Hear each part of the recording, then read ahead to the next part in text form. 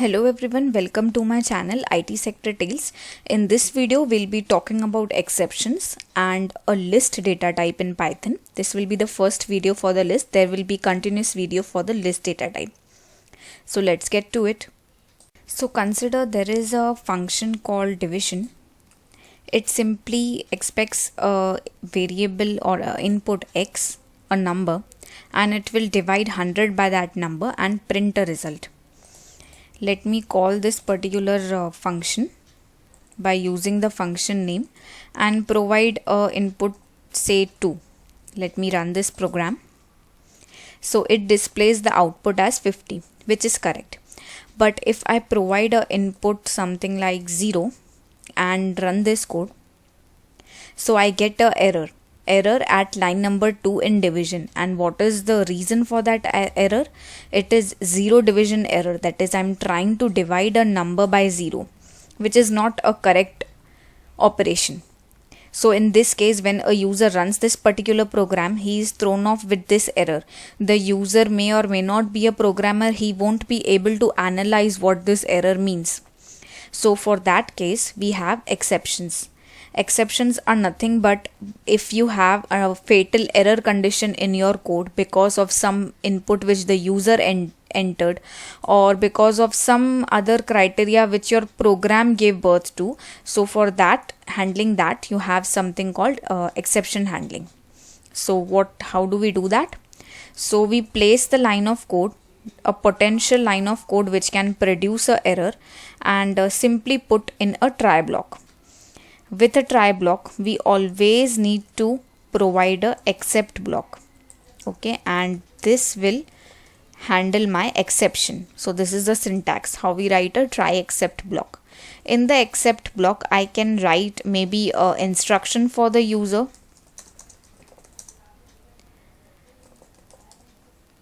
To make him understand what the problem was, why he won't be seeing a valid result of his operation. So when I run this code, I'll see this particular print statement being executed.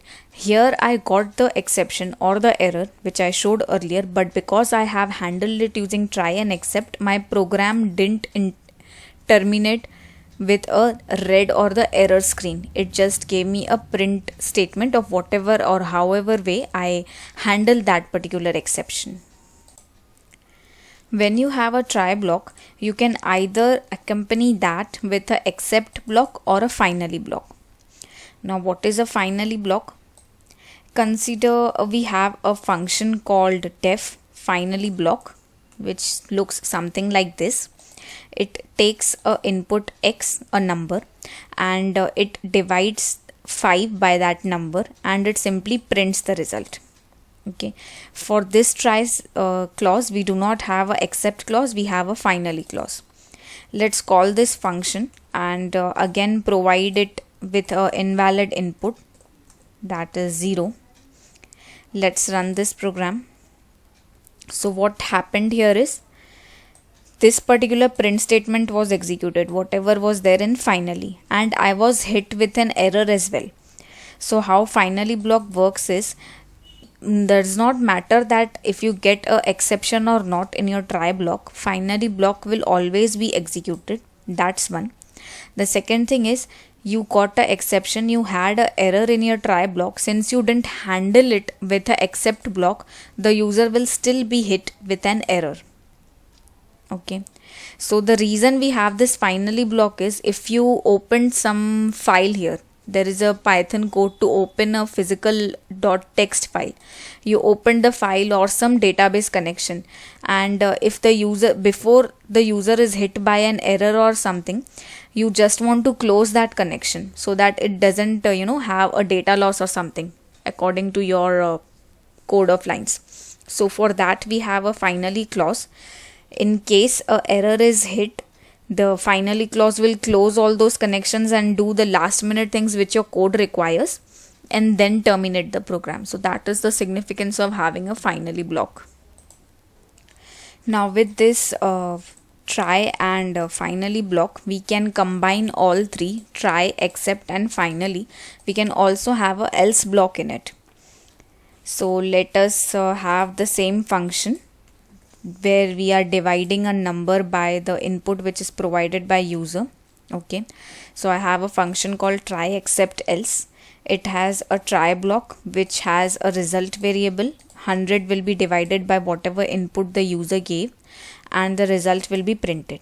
In the except block, I will have a print statement that the except block was executed, and in the else statement I will write if else block as expect block was not executed in else block, and in the finally block I'll simply print in the finally block. So let me call this particular function.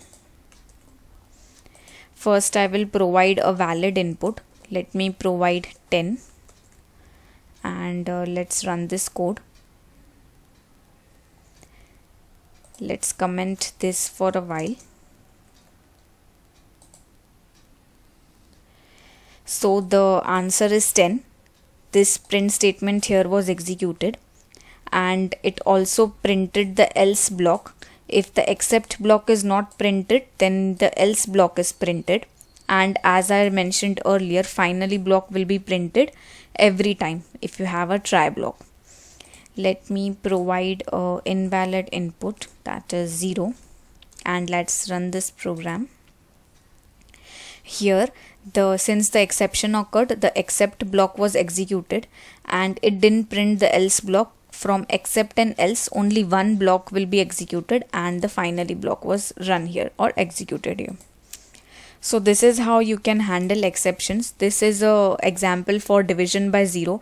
There are many other exceptions. For example, a user entering a invalid data or an invalid key when you asked to enter him to enter a number, either 1 or 2. In that case, you can have a exception and handle it in the except block.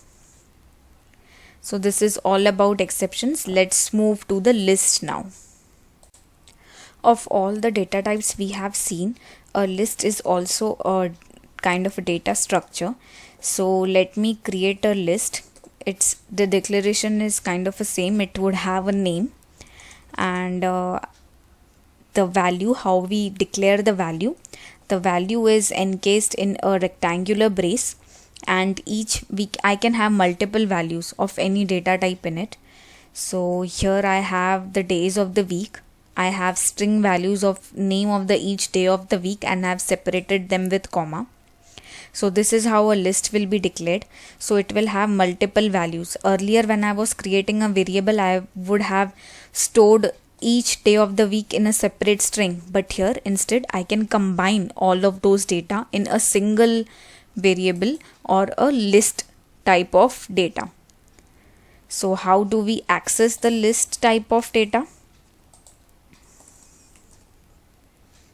We simply just write a print statement and we use the variable name or the list name.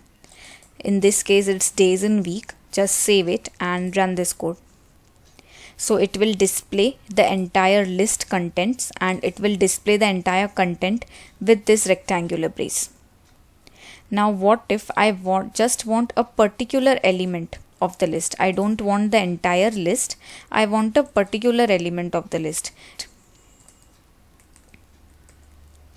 So how do I do that?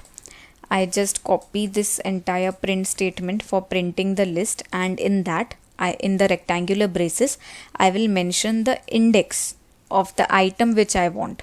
The list items starts with 0. So Monday is present at the index of 0. Tuesday is at 1. Wednesday is at 2. So if I just want the value of Wednesday, or rather an item which is at an index value of 2, so I will print it using this syntax. Let's run this. So it displays only that particular item of the list.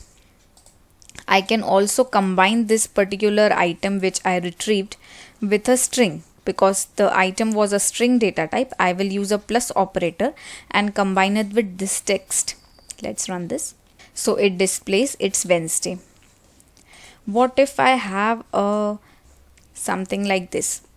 So this list is named as multiple value list. It has 2 items. The first item is a list which comprises of items called 1, 2, 3, 4.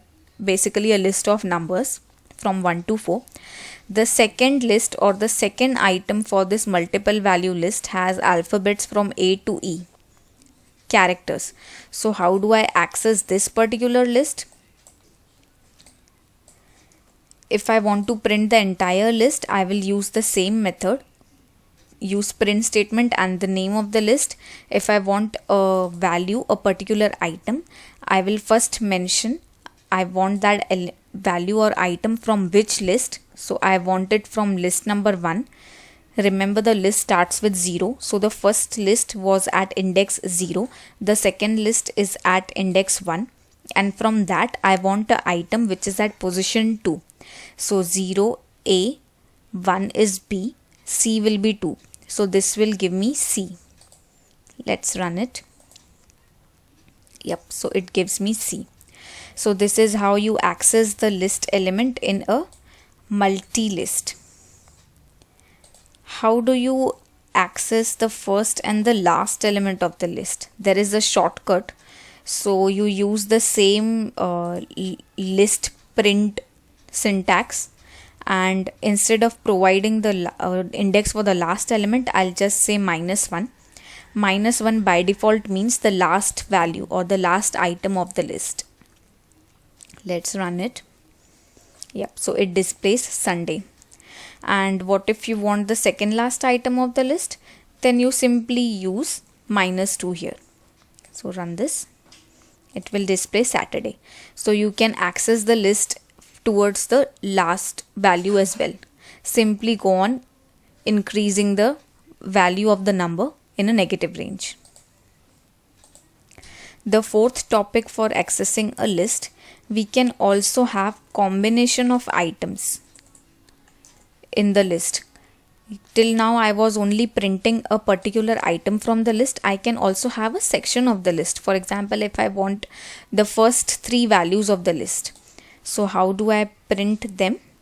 I use the print statement for the list, and in the rectangular braces I will provide index from 0 to 3, 0:3. So what will this particular index print? It will print Monday at 0th position, Tuesday at 1st position, and Wednesday at 2nd position. It won't print the 3rd position element. It will print the numbers from 0 to 2. Similarly to the range function which we saw few tutorial videos back. Let's run this. So yeah, it displayed Monday, Tuesday and Wednesday, and that are displayed as a list item, so they are encased in rectangular braces. You can do some R&D here. You can have list printed from 1 to 4 as well. Any section, any mid continuous section you can print using this slice functionality of the list. So from 1 to 4 it will print Tuesday, 2nd position Wednesday and 3rd position Thursday. So all these 3 numbers are printed when you have your slicing from 1 to 4. What if you want to print your list from 0 to -1? -1 indicates the end of the list and 0 is the start of the list. So in this case, all of the list values are printed. Not all, because -1 is the last value. Since I'm slicing the list, the last value won't be printed. So list values from Monday to Saturday are printed. It's also optional to specify the first or the last range value from which you want to slice your list. If you have something like :2, it will slice your list from position 0 and 1. Okay, if you didn't mention specify the start position of your slice, it will by default take it as 0. So 0 and 1, so Monday and Tuesday will be printed here. Yeah, so Monday and Tuesday are printed. You can also, it is optional to specify the last range of the slice. So in that case, it is 2:empty. You do not have a value there. So from the 2nd position, that is Wednesday, it will display till the last value of the list. And similarly, if you do not specify anything, any range, and just a colon, so what it will do is, it will print the entire list from Monday to Sunday. because you didn't specify any range. So that was all about accessing elements from the list. We will continue this in the next video where we'll have more functions and more stuff to do with list. So hope this video was useful. If yes, please do like, share and subscribe. I'll see you in the next video. Thank you.